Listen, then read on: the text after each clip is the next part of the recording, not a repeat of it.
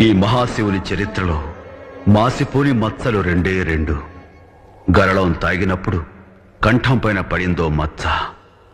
ఇలా ప్రియభక్తుని సంహరించడానికి రావటం గుండెల్లో పడిన రెండో మచ్చ.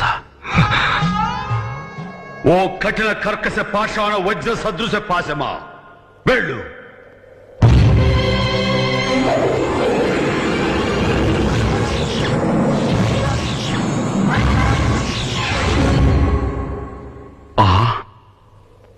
పాశమా, ఆనాడు భక్త మార్కండేయుని ప్రాణాలు తీయమని యముడు నిన్ను వదిలితే అడ్డుకున్నానని కోపమా?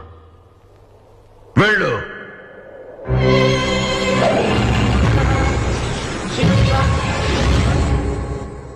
ఏమిది?